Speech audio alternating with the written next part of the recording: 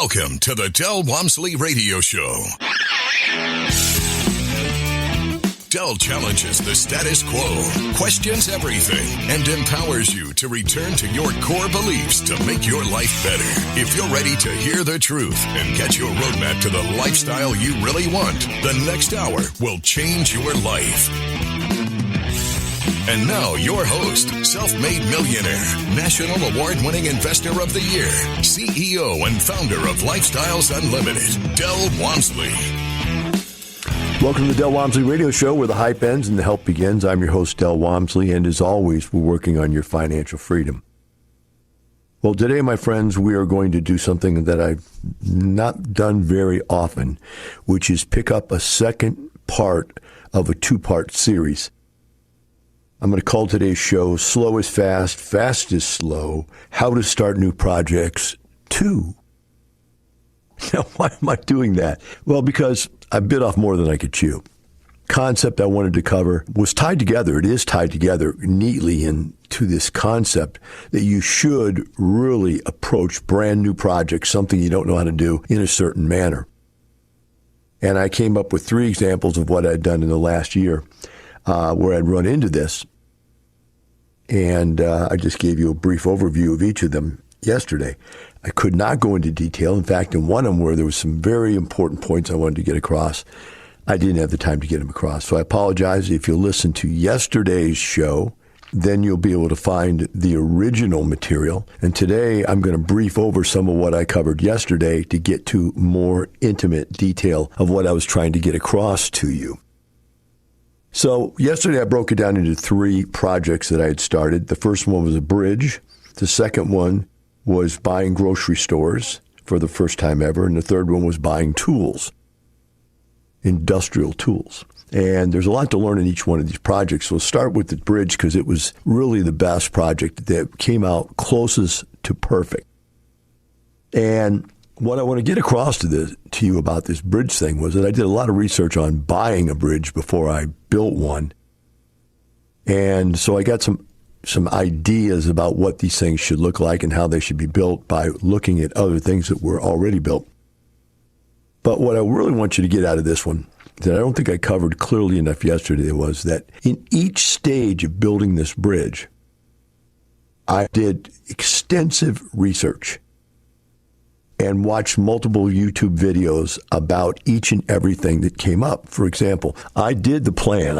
I drew the blueprint, exploded blueprint, built around what the bridge that I used to have had, but I made it bigger, better, and stronger, okay? So that really wasn't a lot of research. That was pretty much just designing something that was stronger than what I had before, but same size and dimension type of thing. But where it came in different is that I researched what type of wood to make it out of. And so I did a bunch of research into what would last the longest and hold up to the weather. Second thing I did was I looked at what kind of connectors to use. And I learned a tremendous amount, the stuff I'm going to be able to use in many more projects in the future about connectors, because in this day and age, they've got phenomenal connecting devices. And I call them connecting devices because they're not screws, they're not bolts, just screws. There's combinations of things that are unbelievable. And I then decided to I even looked up how to do, dowels and dowel connections. And I bought a dowel connector jig to do dowel connections. All kinds of stuff, right? A lot of research. Then I researched what type of covering to put on it, what type of sealant. And so I did a lot of research, and I came up with what looked to be the best. And then I researched how to put it on and how to apply it, whether to apply it by roller, by brush, or by spray rig. I elected the spray rig, seemed to be the best way to do it.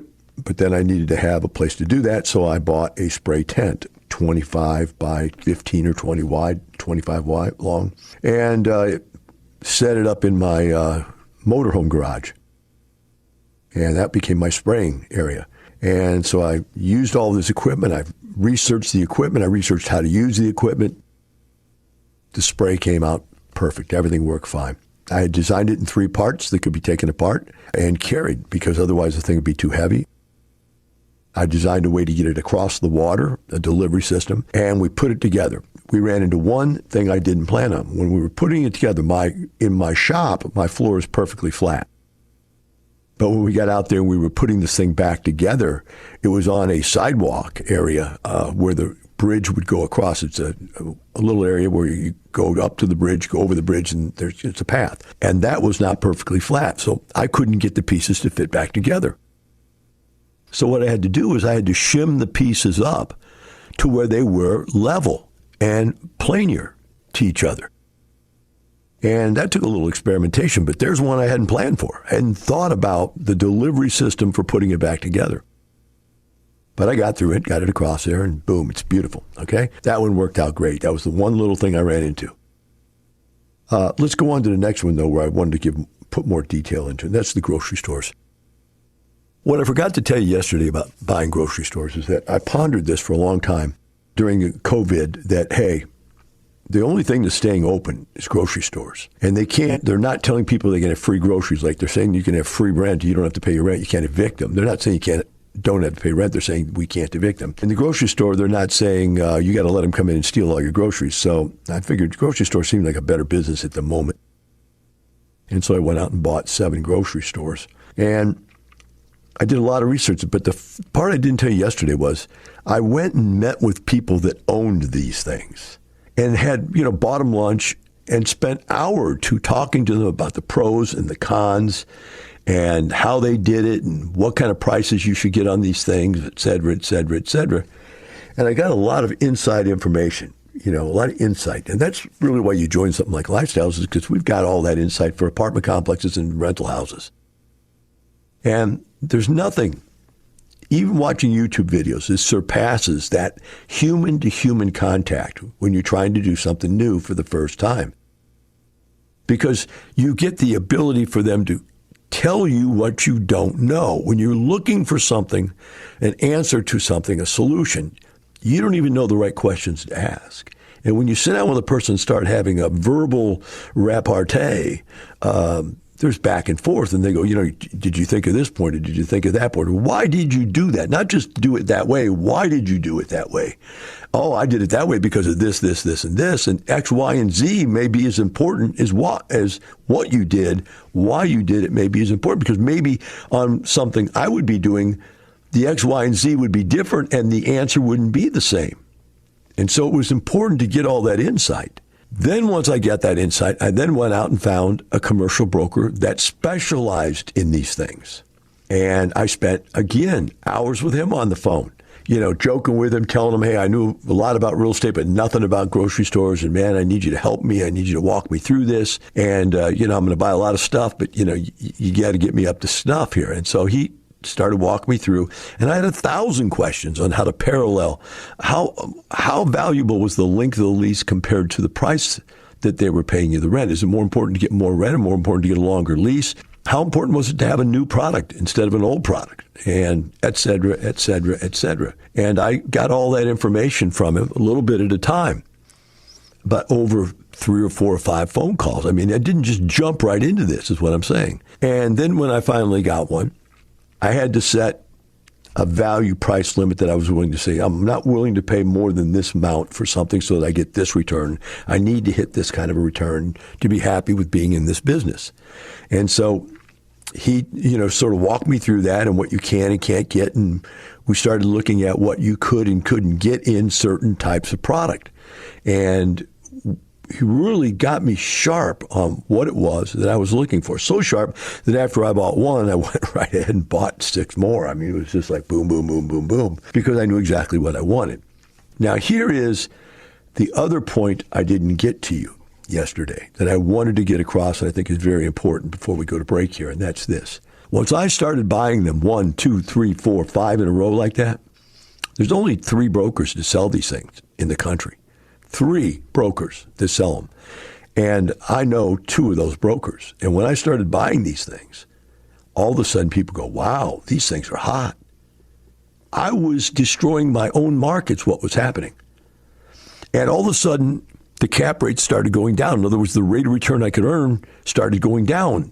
Minuscule amounts, But each time it was like, well, I wonder if we could get more from this guy and or anybody else, because I was now setting a demand level, a demand curve for these things. And anybody else who wanted to get in that market was up against me, and they started bidding us against each other. And lo and behold, here we are now a year later after I started doing this. And when we come back from the break, I'm going to show you how bad I messed the market up. We'll be right back with the Del Walmsley Radio Show. Welcome back to the Del Walmsley Radio Show. If you're just tuning in with us, I'm doing a follow-up on yesterday's show. I'm going to call this Slow is Fast, Fast is Slow, and How to Start New Projects 2. I'm just filling in the blanks of the information I didn't get across yesterday that I wanted to cover. So I'm now on the grocery store adventure, and I just explained that I bought 7 of these things over last year. And as I did it, everything seemed to work out fine. I only ran into 1 or 2 little hiccups that were things I just didn't understand in other states. The laws are different in other states, and there's all kinds of different regulations and codes and fees and stuff. But, there's really no way to know all that stuff until you actually go and do it. I probably could have researched each state a little bit better, but it was one of these things where I felt like I was up against the gun because the prices were starting to go up as I was buying these things. They were going up very rapidly. And I don't know why. I like to joke and think that it was because I was buying so many of them. The brokers, and there's only 3 brokers that sell this stuff in the whole country. Those guys got together and said, hey, this Dell guy is a rich guy and he's buying a lot of this stuff. We better start jacking the prices up or he's going to buy it all, et cetera, et cetera, et cetera, or something. I don't know. But the bottom line is when I started out, I was being able to buy stuff at a 6.5 cap rate, and now the things are down to a 4.5 cap rate. I mean, they've gone from what we used to buy Class C apartments for, there was very, very low price, to what we now pay for Class A apartments, a very, very high price for these commercial buildings. And it really amazed me. So, I'm sitting here now, and again, I would like to buy more of them, but some reason the demand has driven the price up to where they're not as profitable as they were. So I have to rethink that, or maybe I go find something else I'm going to buy. I might buy auto mechanic shops. I might buy coffee places. Who knows? But the bottom line is, in fact, I'm looking at an apartment complex today to buy. So I might buy another apartment complex. The bottom line, though, is what I'm trying to get across to you, is that I did a tremendous amount of research, but once I got all the research done, I had experts around me so that I could move rapidly. In fact, my attorney contacted attorneys in each state where we bought these, so he paid another attorney to assist him, and he's been my real estate attorney for 30 years now. He paid in each state somebody that would verify that the laws in that state were and that we were doing it correct and everything. So that all worked out well. Like I said, though, prices went up. Now, let's talk next about buying the tools. The commercial tools thing is really, it's a very joyous thing because I got the tools now, but it's a disaster. And here is a situation where you think you've planned it all out, you think you've researched it all out, but you don't know the questions you don't know. That's the problem in life, is you really don't know what you don't know. And so the first thing I did was I went around and I decided that I was going to redo all my tools. I deserved it. I had money. It's very minuscule compared to what I make. In fact, to completely redo my entire shop is less money than I make in a week. All right? That's just to give you an idea what percentage of money it cost me to do this thing. But it's a lot, big equipment. And pretty expensive. I just happen to have a lot of money. So what happened was, as I'm going through this, I start by looking at the best equipment I could find in what we'll call the hobby shop environment. In other words, the best tools in the hobby environment, there's the cheap knockoff tools. Then there's the quality big name tools. But even the quality, what happens with the quality big name tools, you're paying a big price for a generally good tool. But it's not an industrial tool. So, like for instance, I had a 6-inch joiner. That's where something that flattens wood. The big one out there on the market was like an 8-inch joiner. I ended up getting a 12-inch joiner as an industrial joiner, 5 horsepower. My old one was like 1 horse. The nice one, the biggest one that wasn't industrial, was like 2 horses. And I bought one that's 5 horse. That's the difference, man. Huge difference. So I bought these big tools, new bandsaw, new joiner, new table saw, industrial drill and milling machine, which I didn't even know was a milling machine. I just thought it was a really cool drill press.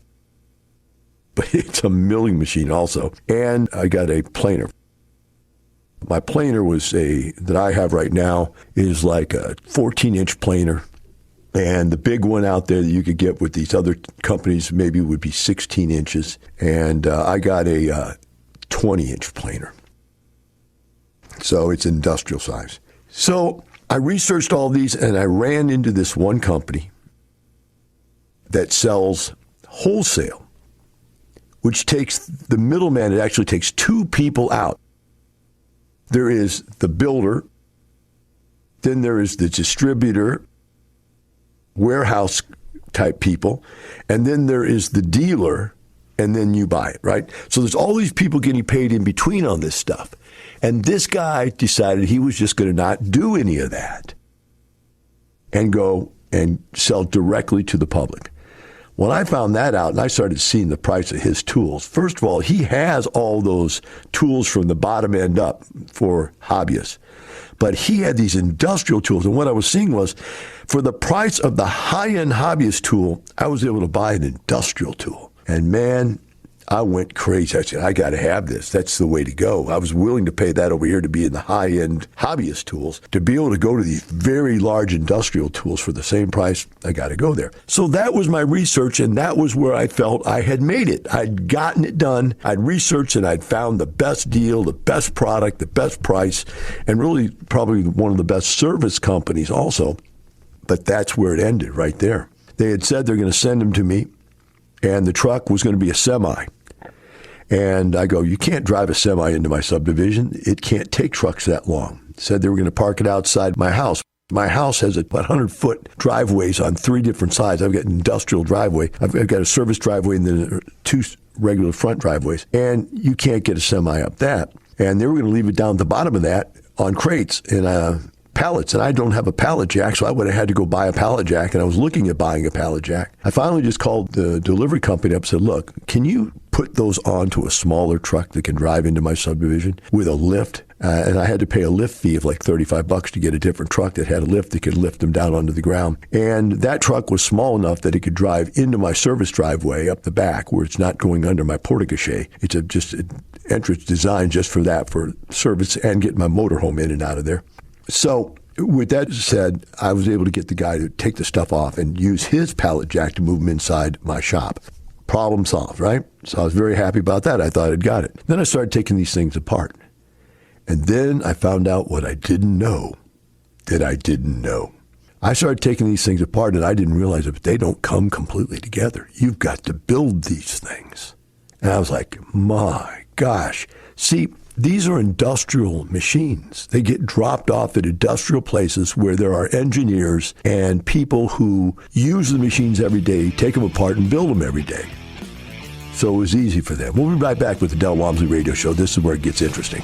The Del Walmsley Radio Show, if you're just tuning in, this is a second part of a 2-part radio show called Slow is Fast, Fast is Slow, How to Start New Projects. And I'm explaining how much preparation should go into starting any type of a new project that's an intense project, probably any kind of project, but especially one that's going to have a lot of money involved and so forth. And I've talked about 2 already, about building a new bridge and about buying 7 grocery stores. Now I've been talking about completely retrofitting my shop with industrial tools. Before we went to break, I was talking about the fact that we had these things shipped in, and when they got here, I found out, my gosh, they're not put together. Because these are industrial tools going to factories, and the people in the factories know how to put these things together because they put them together, take them apart, rebuild them, and clean them every day. There's no big deal. I had to figure out how to put these things together. But before we even go there, I want to take a step back because I forgot another part. While I had ordered these things, I realized they all ran on different electrical circuits. I didn't realize how different those electrical circuits were because in my brain, 240 was 240. In fact, I used to call it 220, but now I found out it's 240. So I called up an electrician company, had him come in and rewire my shop for 240. So I had a bunch of new circuits put in so I could hook these machines up, plug them in. And they put all the circuits in. Well, then what I found out is that, and I just happened to see something or read something in the manual, whatever, when I was starting to put this together, where it's saying it doesn't come with a plug or a cord. And I'm thinking, why does it come with a plug or a cord? That doesn't make any sense. Everything else I buy has a plug and a cord. Well, it turns out that industrial pieces of equipment are usually bolted to a ground in a certain spot in the factory, and then they're hardwired, and there is no plug. They're just hardwired right into the circuitry.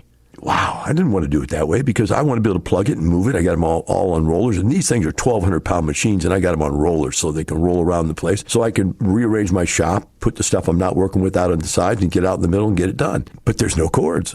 So I decided I got to go and find cords. Well, meanwhile, the electricians have come in and put in all the electrical outlets. Well, when I started looking up what kind of cords and what kind of plugs they needed, going back to the person that sold me the equipment, the company, I find out that there's 3 different types of plugs. And, oh, by the way, not a single one of those plugs fits the sockets, the 240 sockets that the electrician put in. The electrician put in 4-prong sockets. Now, there are one kind of cord and socket for motorhomes. There's one kind of cord and socket for your dryer. There's one kind of cord and socket for your stove. And apparently, one kind of cord and socket for a welder and one kind of cord and socket for tools. And even within tools, there's 30-amp tools that take one kind of socket, and there are 20-amp tools that take another kind of socket. Blow my mind. Now I'm sitting here, what the heck do I do? So I call back to electricians. I tell them, look, you put in the wrong stuff. And by the way, I'd given them all the equipment specs. I'm thinking like a fool that just because they're electricians and they know exactly what they're doing and they understand all this and they're pros, that they would read those specs and put the right sockets in, right? The right wall sockets in. But they go, no, we just put what we put in everything. We put these standard 4 prongs because that's what dryers use. And that's the standard thing we're putting in 224s is for a dryer or for a stove. And they're a 4-prong type outlet. And I'm like, my gosh, can you come back and put the kind I need in? And so they agreed. They were nice enough to come back and retrofit those plugs. But then those plugs are smaller plugs than those big 4-prong plugs. So now the hole they'd cut in the wall to put the box in was too big. They put a smaller box in to fit my plugs, and guess what? Now I got holes in the wall next to the plugs. Now I got to get a sheetrock guy to come in and redo the sheetrock. Had to do that anyway, though, because they had cut holes in the wall to be able to run the lines anyway. So big project, but big mistake. I got through it, but it was just a whole lot of time. And this is why I say slow is fast and fast is slow. If I could have figured all this stuff out before we started, they could have had the electrical done. I could have moved the machines in, set them up, and been going. But no, I had to get the machines, figure out how to put them together, figure out I don't have cords, reorder cords and plugs, wait for the cords and plugs to show up a couple days, a week later, 2 weeks later, whatever. And then all of a sudden, then get the electrician back in a week later to get the electrician to come back in. We're talking about 2 months to get these machines up and going, at least. And that's what I mean by fast is slow. I ordered those things fast, not knowing what I was doing, had no idea of what I didn't know. You don't know what you don't know is a saying I love, because I didn't know that I didn't know anything about these machines and what it was going to take to get them up and going. So I pitter-pattered through and figured out how to build each of the machines. As I was doing that, I found one of them was broken. I had to go back to them and say, hey, one of these machines is broken. I need a replacement part. And to put the replacement part on, I found out I had to take the whole darn machine apart. I mean, I go, you got to be kidding me. You guys don't have a service department, somebody or service company you could send me? I'll pay to get this machine put back. No, we don't. Everybody we sell to takes care of their own machines. I'm buying industrial equipment. I'm a dumb dude with a home shop. What a mistake. But what's the outcome to that mistake? The outcome to that mistake is I had to take almost every piece of equipment apart or put it together. In one case, take it apart and put it together. In the one where there was a broken part. What that did for me is to give me an innate understanding of what I'm actually working with. And guys, for the first time, I swear to you, I've been working with woodworking projects. I've had woodworking in my life for 30 years, 40 years. Actually, in high school, I was doing woodworking. And for the first time ever, I actually understood how these machines were put together and how they actually worked and how to adjust them correctly. Now, you can turn them on, you can adjust how far they cut, that kind of stuff. But literally to make sure everything is in parallel, in plane ear as they call it, make sure everything is got the right tension, that everything is flat, how to put these things together right to where they work like a dream. And then you know what I realized? With all of my old equipment, I started seeing things I could do with it. Because the smaller pieces of equipment would allow me to have some different things set up all the time. But I realized I had never set these pieces of equipment up correctly. And I started tinkering with it. All of a sudden, the old pieces of equipment became 20, 30, 40, 50% more effective for me. Maybe even 100% more effective. I had never changed the speed of my drill press. I didn't know that you could. And all of a sudden, I knew how to change the speed on the drill press. I mean, it's just a million things that I learned. I just didn't know how they worked. And being forced to go through all this has changed my game, man.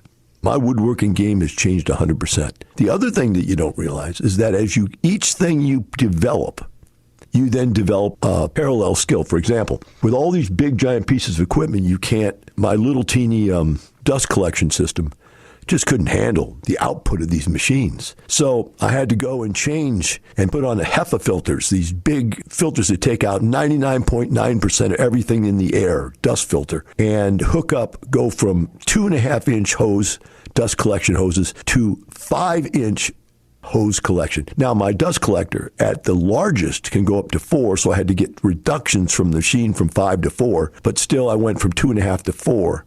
I increased the capacity. I had about 700 square inches of vacuum capacity. I went up to like 2,000 square foot of vacuum capacity. And then I put on a separator, which takes all the heavy chips out because I was filling my bag up with dust about every 2 or 3 hours. It was full. So I put a separator on so all the big dust comes out, falls in a giant barrel. You just wheel it away and throw it away. And only the fine dust goes into the dust collector. All hours of reading about on the internet, watching YouTube videos how to do this, and I rebuilt my entire dust collection system.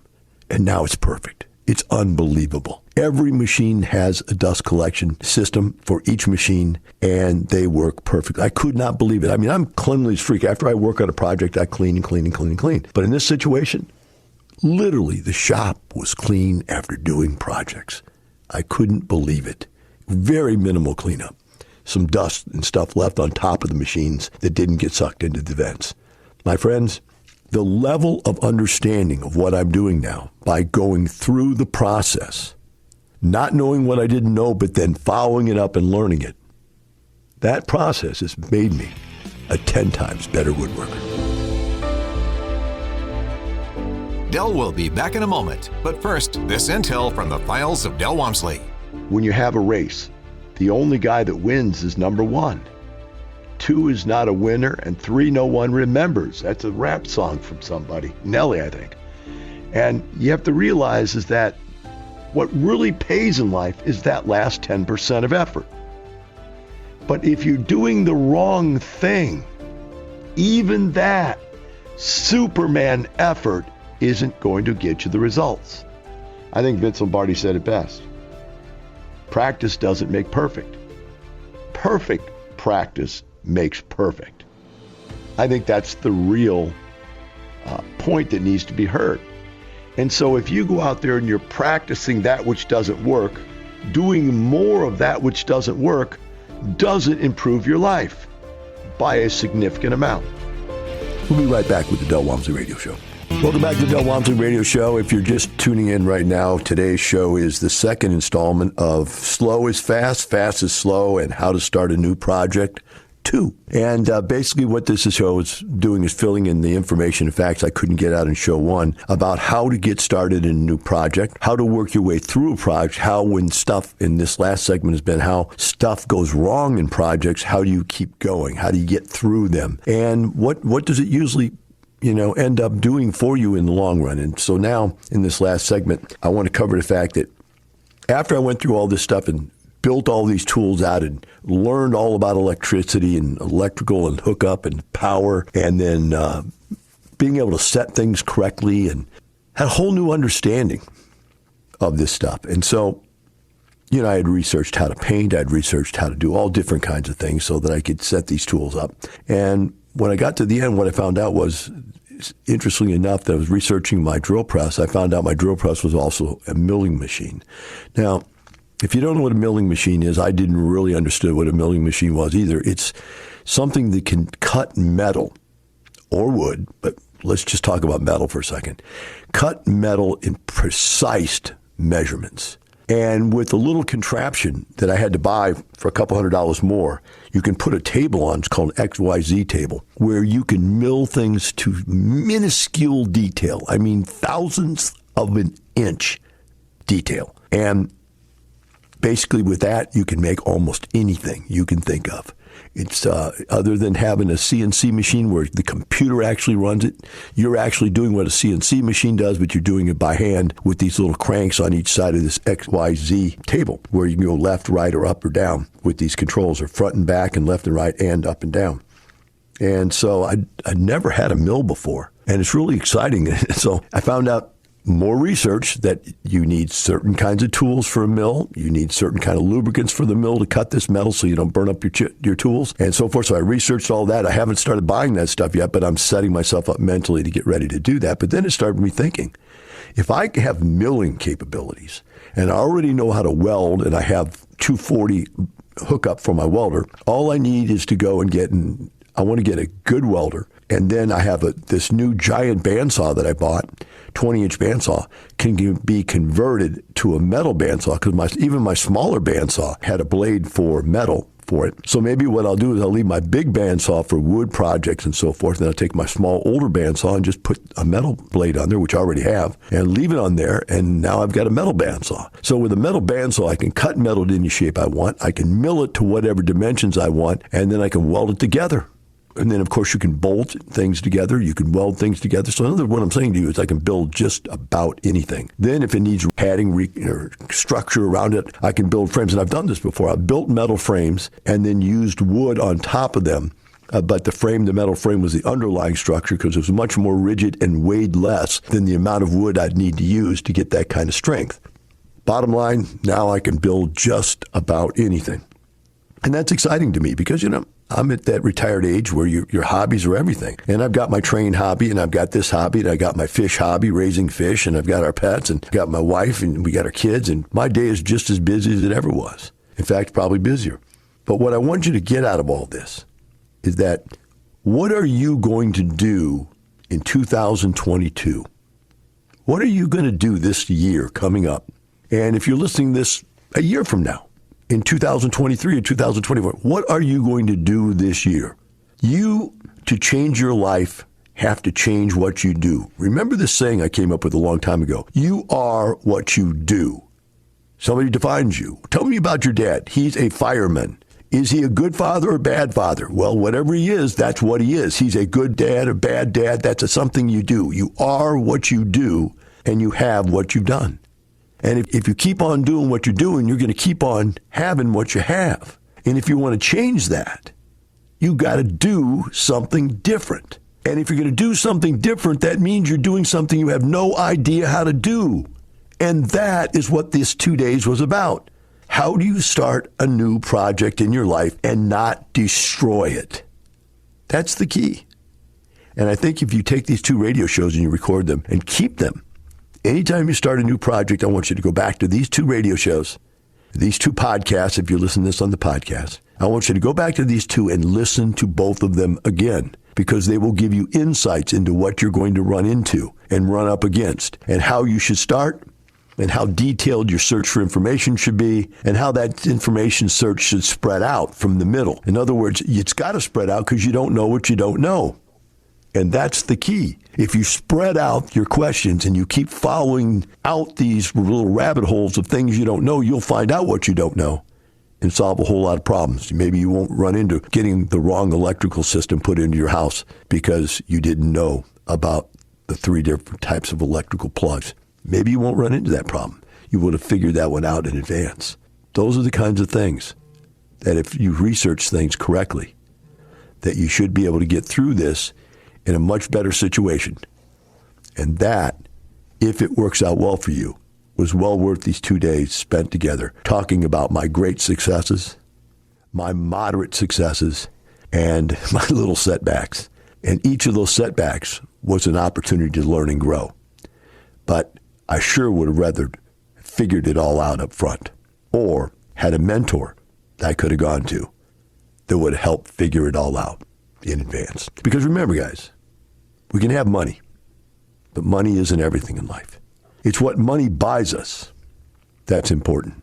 Security, safety, happiness, whatever it is, that's what's important. Now, intel from the files of Del Walmsley. I got back into real estate about 1997, 98. It was the first year I ever bought a house. And I bought a 3-bedroom, 2-bath, 2-car garage house for $25,000. I didn't pay $25,000 for the house. I put $2,000 down out of my pocket to buy the house. It was 10% down, which was $2,500, $500 to closing costs, which was $3,000. But the tenant, before I moved in, the broker had leased the house, and he gave me at closing a check for $500 for the rent plus $500 for the security deposit. So I had $1,000. I only brought $2,000 to the table. Now, that house today is worth in excess of $150,000. So remember always, it's not the money, it's the lifestyle. And if you keep that in mind, you're going to have a great life. Have a great day. We'll see you tomorrow. The information and opinions you hear on the Del Walmsley radio show are those of the host, Del Walmsley, his guests, and his callers, and do not necessarily reflect the opinions of this station, its affiliates, its management, or advertisers. The Del Walmsley show is for entertainment purposes only. Please consult a professional regarding your personal investment needs. Nothing presented on the Del Walmsley show constitutes an endorsement, recommendation, offer, or solicitation to buy or sell any product or security.